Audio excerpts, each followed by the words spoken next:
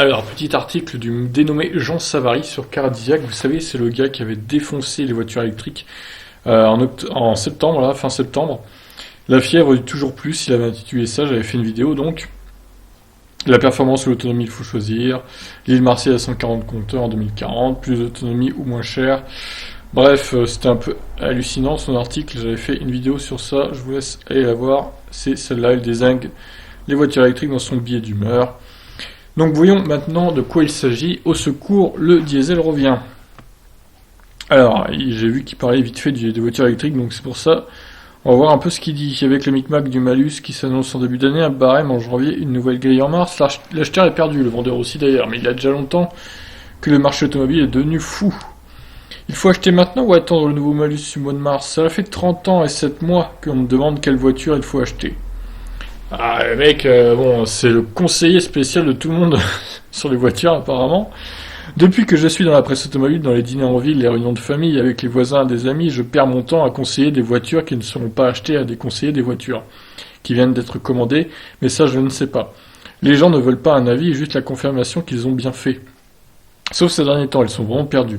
Et ça ne date pas des atermoiements sur le malus. L'électrique, c'est bien ou c'est mal? L'essence, c'est plus propre que le diesel, l'hybride. Ça vaut vraiment le coup. L'hydrogène, c'est pour bientôt. L'éthanol, c'est vraiment mieux pour la planète. On ne m'interroge plus sur les qualités des BM et des Audi, des Peugeot et des Renault, des mérites. Comparé au TDI, au HDI, au DCI, on me parle d'énergie et d'écologie. On me demande ce que prépare l'État. Quelle sera sa prochaine lubie, taxe, interdiction, obligation, incitation, subvention. Et c'est vrai qu'on peut s'attendre à tout. Après avoir fait vendre à coup de bonus des millions de petits diesels que l'on savait nocifs à des gens qui n'en avaient pas l'usage, et par conséquent pour des usages tellement contre-indiqués qu'il en est résulté une épidémie de casse-moteur et une massive pollution urbaine, le gouvernement a mis le diesel à l'index. Pour corriger sa dinguerie, une autre dinguerie, faire basculer le marché sur le moteur essence en plein boom du SUV, le tout en laissant publier des mesures de consommation qu'il savait parfaitement fantaisistes. Résultat, des acheteurs surpris et même scandalisés de consommer 2 ou 3 litres de plus avec leur conceveur TCE qu'avec leur précédente berline DCI. Et des émissions de CO2 qui remontent après 10 ans de baisse. Tu ne m'avais pas dit que ça consommait autant, me reproche un copain. Je t'avais dit de prendre le diesel. Et aujourd'hui, pas vraiment étonné, je lis que les intentions d'achat de diesel remontent fortement dans les sondages. Ça va vraiment être interdit à Paris en 2024, me demande mon voisin. C'est vraiment plus fiable qu'avant, me questionne mon cousin.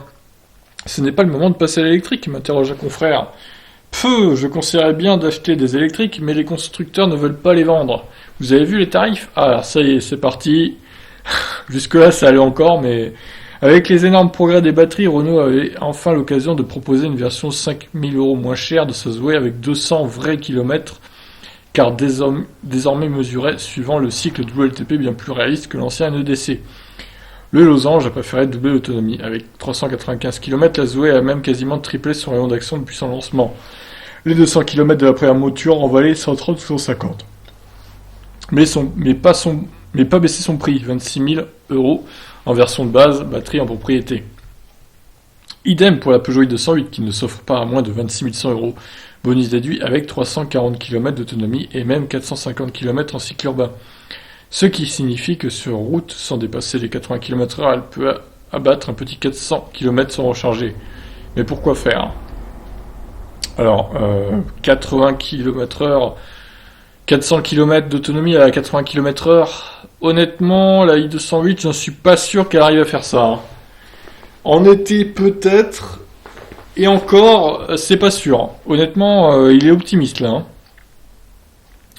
Pour moi, les 400 km, elle peut les faire à 60, 65, peut-être. Allez, peut-être 70 en été, mais 80, non.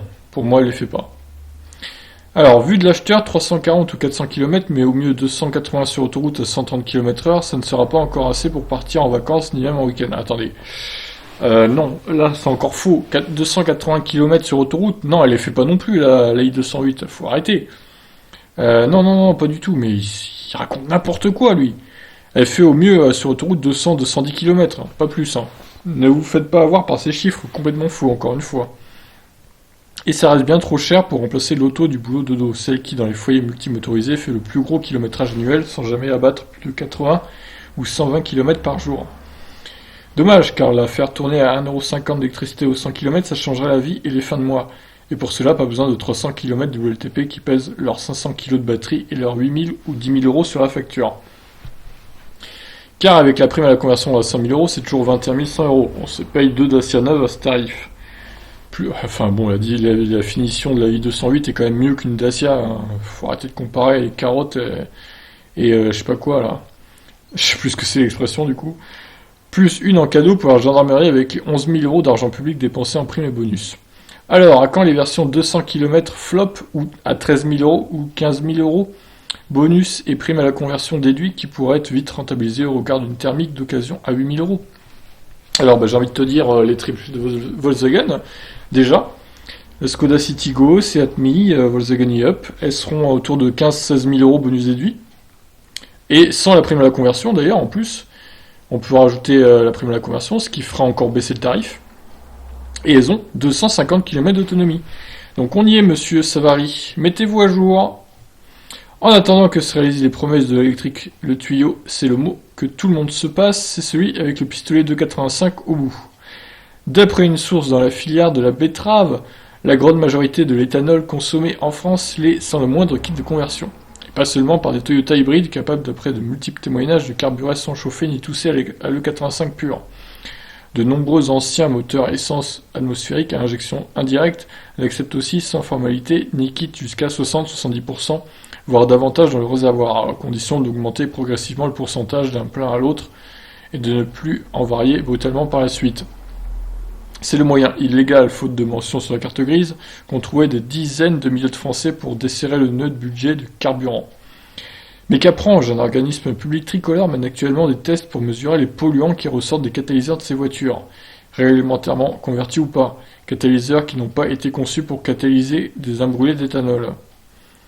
Ok, c'est fini. Ça finit un peu en queue de poisson cet article.